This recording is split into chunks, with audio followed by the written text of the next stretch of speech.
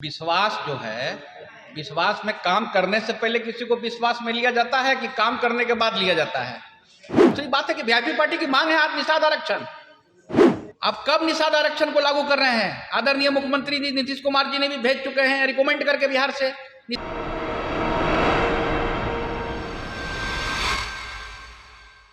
नमस्कार, आप देख रहे हैं डीटीवी भारत और मैं हूं आपके साथ ऋतिक सुमन। वीआईपी इन दिनों बिहार में वीआईपी की नैया डूबती सी नजर आ रही है। सहयोग में कोई नहीं खड़ा है। आज आप सब ने देखा किस तरीके से एनडीए के भीतर एमएलसी चुनाव को लेकर जो 24 सीटों पर चुनाव होने हैं उस पर सीटों का बंटवारा हो गया।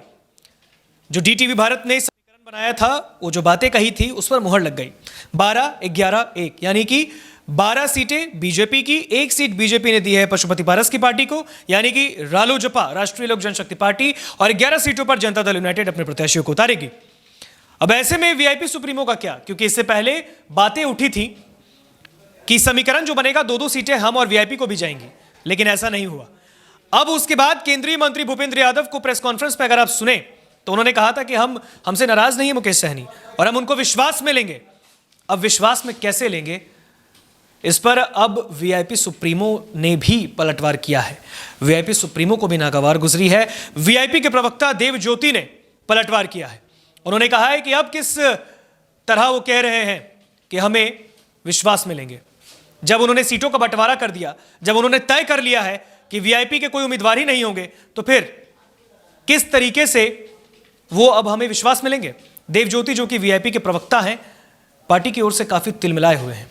जाहिर सी बात है कि बिहार में इन दिनों जो वीआईपी की स्थिति है वो गायब होती दिख रही है। अब ऐसे में क्या कुछ कह रहे हैं देव ज्योति वीआईपी के प्रवक्ता? हालांकि उन्होंने ऐलान भी कर दिया है कि वीआईपी 24 सीटों पर चुनाव लड़ जाएगी। इससे पहले भी वीआईपी सुप्रीमो ने कहा था, लेकिन अब देव ज्योति क्या कह रहे हैं वीआईपी के प्रवक्ता इस फैसले के बाद एनडीए के, सुनिए।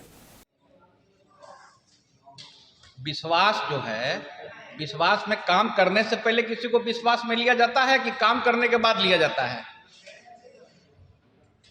आज भारतीय जनता पार्टी जो कह रही है कि विश्वास में लेंगे, तो काम करने से पहले ना विश्वास लिया जाता है। दूसरी बात है कि वीआईपी पार्टी की मांग है आज निषाद आरक्षण।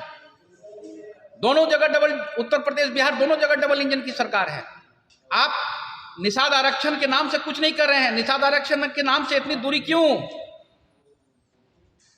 आप कब निषाद आरक्षण को लागू कर रहे हैं? आदरणीय मुख्यमंत्री जी नीतीश कुमार जी ने भी भेज चुके हैं रिकमेंड करके बिहार से निषाद आरक्षण के लिए। उत्तर प्रदेश से भी गया है निषाद आरक्षण लागू करने के लिए अनुशंसा किया गया है। आप कह तो दीजिए कि लोकसभा चुनाव से पहले हम निषाद आरक्षण को लागू कर देंगे। उत्तर प्रदेश बिहार में जिस तरह से दिल्ली बंगाल में मिला हुआ है। रही कि आपका 2400 सीटों की बात है, 2400 सीटों में वीआईपी पार्टी अपने दमखम से विधान परिषद की चुनाव में उम्मीदवार खड़ा करेगी।